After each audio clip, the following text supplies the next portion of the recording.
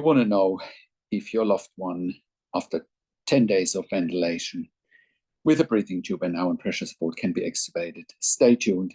I've got news for you. So today I have an email from Vicky who says, "Hi, Patrick. My mother is in ICU without any neurological problems and she's on pressure support ventilation. Now, she has a cough with suction. Arterial blood gases are good. She has been on the ventilator 10 days. This is the third day on pressure support. All sedation has been off. She is, however, not following commands. Do you think my 84-year-old mum just needs more time clearing propofol and fentanyl? Her renal function took a hit due to a hypertensive crisis and then being on Bactrim. What do you think? You are fantastic. And by the way, I agree with mobilization. Thank you." From Vicky.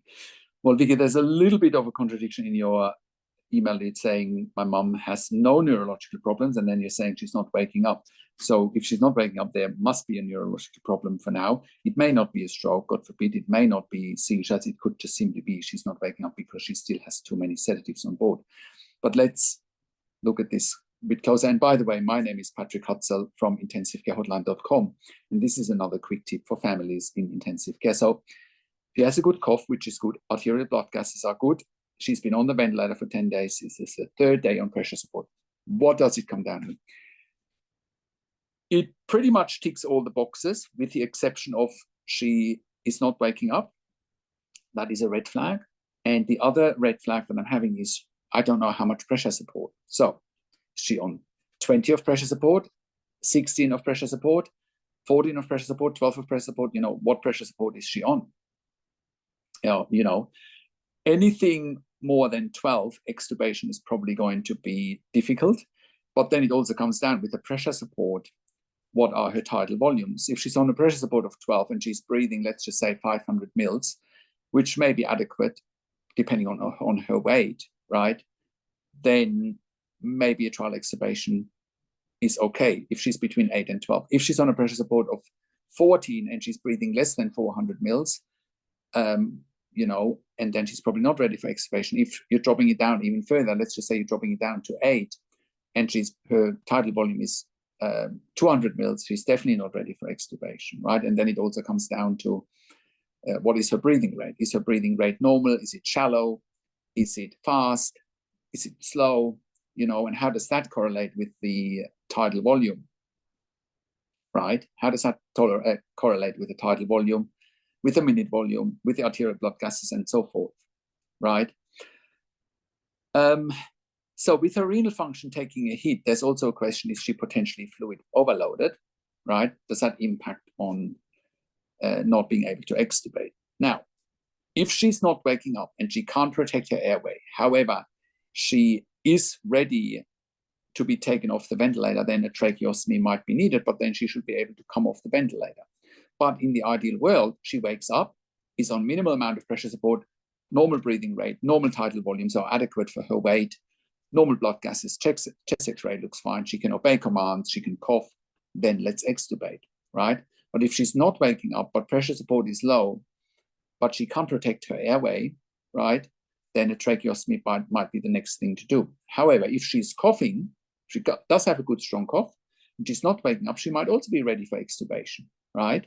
She might, if she can protect her airway, right?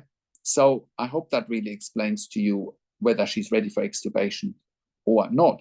But another thing that needs to happen, she needs to be mobilized. She needs to have physical therapy if she can't wake up, right?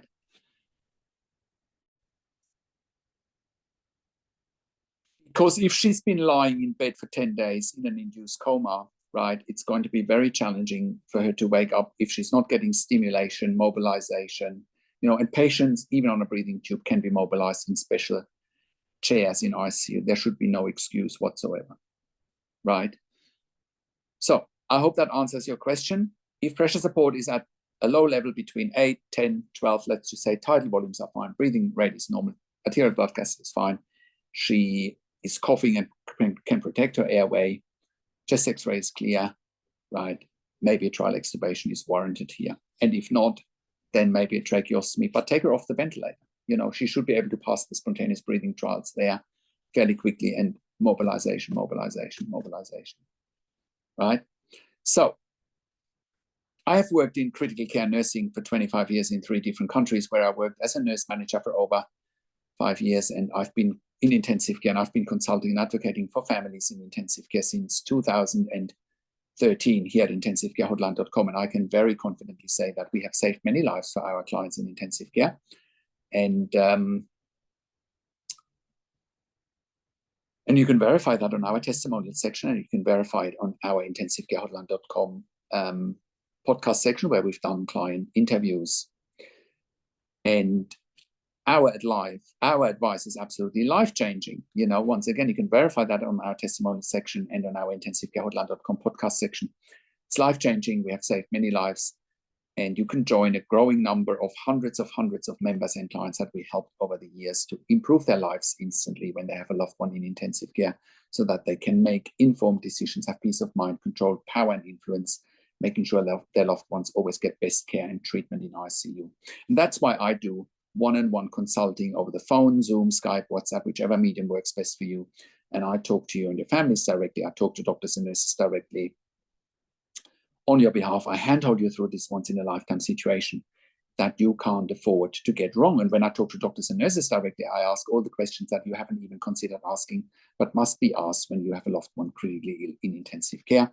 I also represent you in family meetings with intensive care teams. We also do medical record reviews in intensive care, so that you can get a second opinion while the loved one is in intensive care. We also do medical record reviews after intensive care, so that in case you have unanswered questions, you need closure, or if you are suspecting medical negligence. And all of that you get at intensivecarehotline.com, where we also have a membership for families in intensive care.